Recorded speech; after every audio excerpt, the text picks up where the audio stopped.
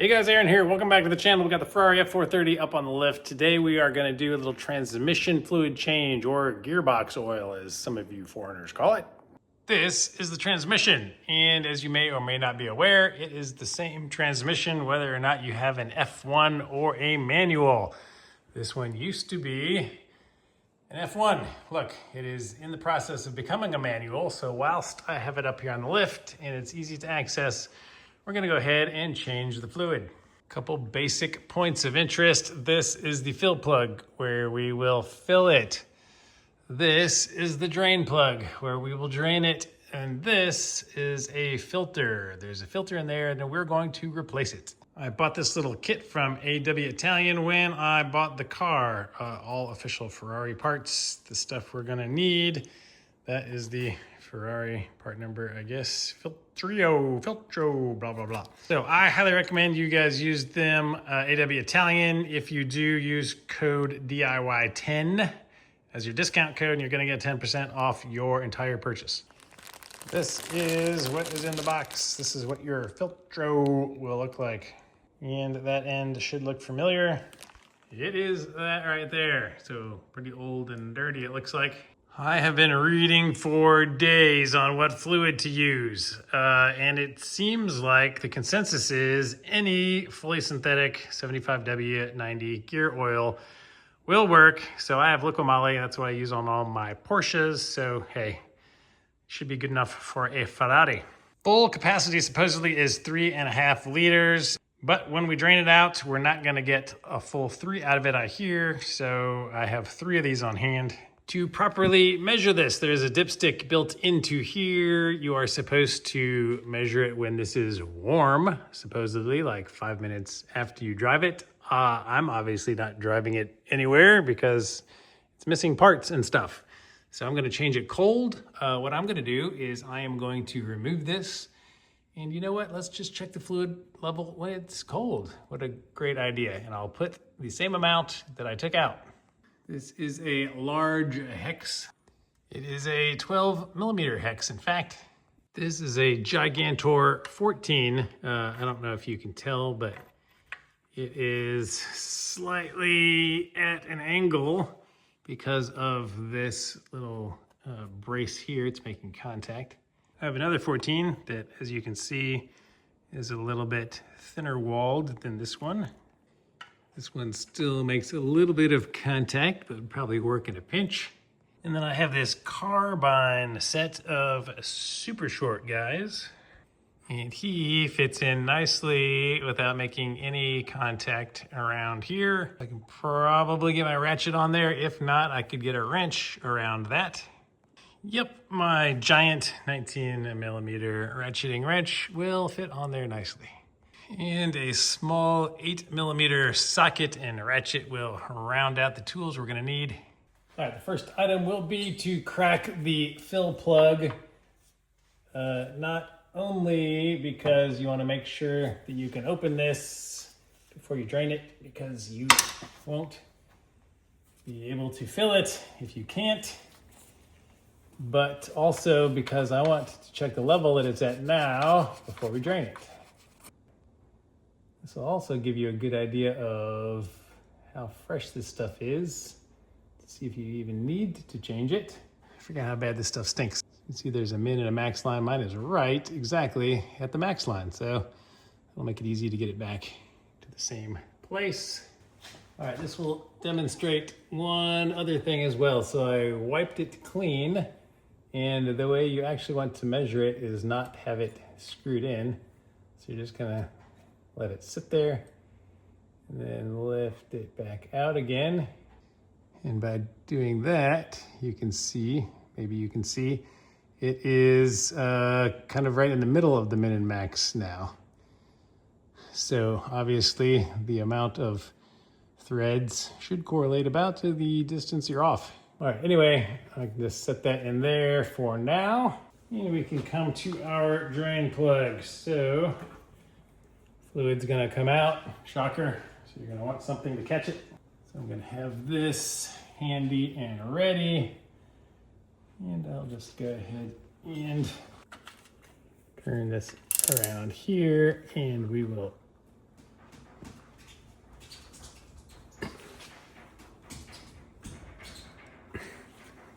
All right, get it cracked.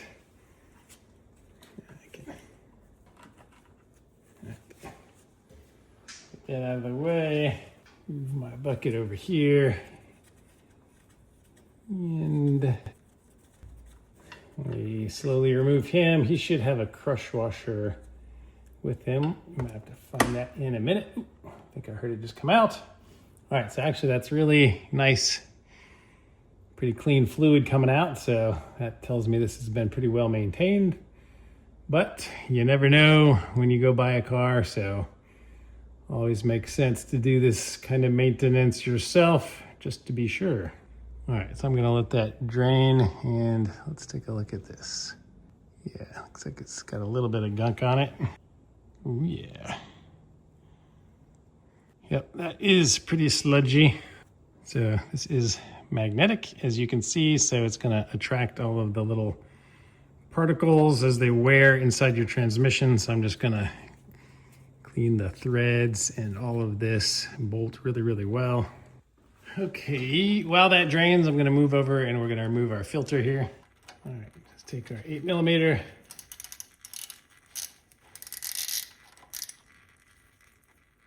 All right, take off this bolt. It's got a little washer with it. And let's see, I might be able to just use my hand here to rotate this a little bit. Yeah, a little bit. I'm gonna use a little flathead screwdriver.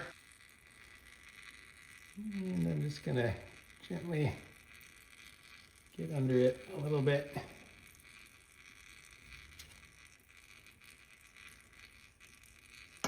Start working him out. All right, little pop.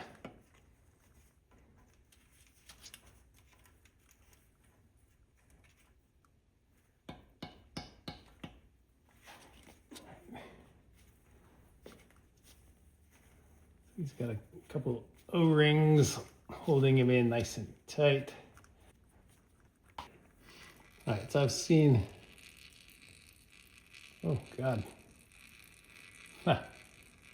So this actually came apart, interesting. So the other half of it is still in there, not cool. That's a new one. Oh, good, luckily this part is easy to get out.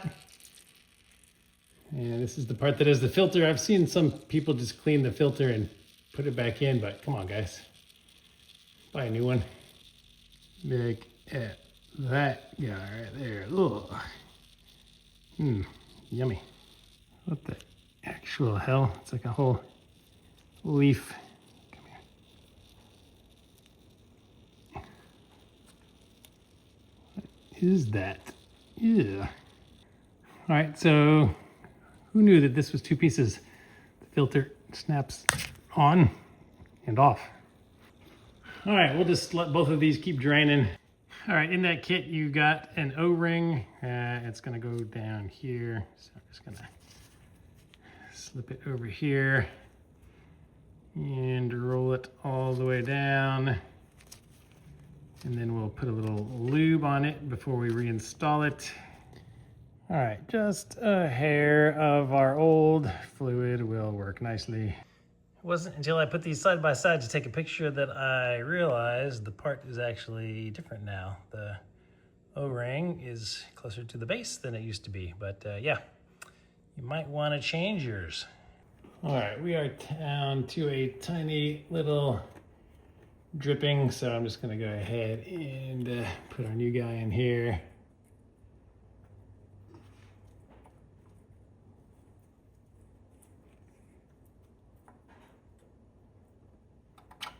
Okay, so it's a pretty tight fit. It's good. I can clean this up before I push them all the way in. All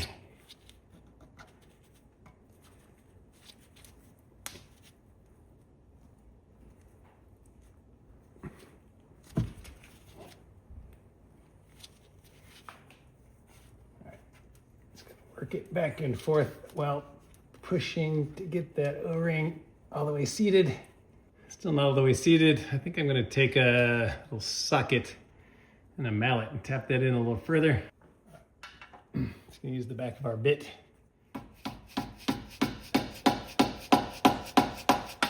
All right, couple love taps. He's in there.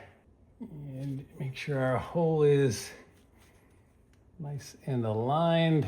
Put our 8mm bolt back in here. And just snug him down. The kit comes with a new large copper crush washer for our fill plug. And again, just clean out all of your threads. Try not to drop it into the bucket. All right, good. We got him back on hand tight. Clean up. And then I can go ahead and torque that down. I'll have to look up the torque specs. If you know them, put them in the description.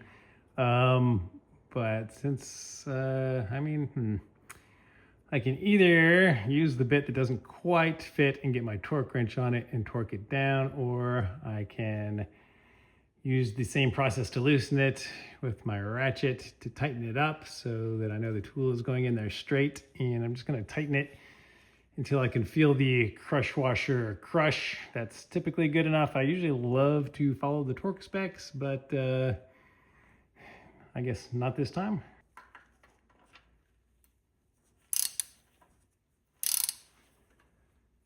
All right, so, oh yeah, you can definitely feel it crush on there. That is beautiful. All right, now let's see how much we took out. So you can see I have this container that is marked, and it is just under 3 liters. So back at our fill hole, I'm gonna take this out along with the crush washer. Some people run a filter and tube down from the top of the car down into here, which can be a great idea. The bottle that I bought has a little tube on it, and without my exhaust here, I have plenty of room just to squeeze the bottle and dump it straight in. So we'll go with this route.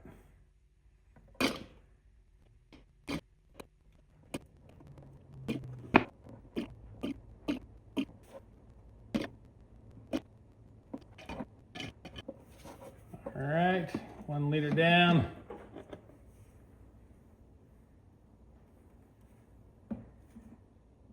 All right, number 2 going in. When I put the bucket on a flat surface, it was actually just under 2.5 liters that I took out of here. So I put in just under 2.5 liters. And it looks like we're right back where we started.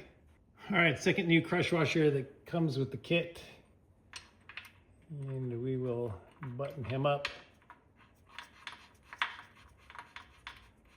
I think this is one of the cases where it calls for 75 Newton meters, which is like 55 foot-pounds, but we're gonna go 40 Newton meters because a lot of people say that that is way too much and you can strip it out or damage it.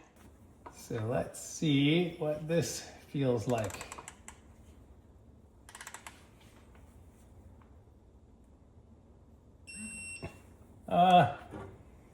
I could probably go a little higher.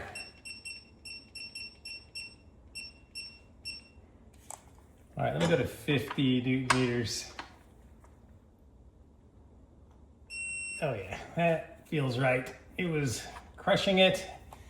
Nothing crazy, plus it's on top. It's not like it's gonna leak unless you flip it upside down. And that, guys, is all there is to it. So hopefully this video was helpful. Please give it a thumbs up. Make sure you're subscribed. Check out the next video where Shop Dog might come and help again. But for now, she just wants to show off her amazing talent. Millie, ready, go.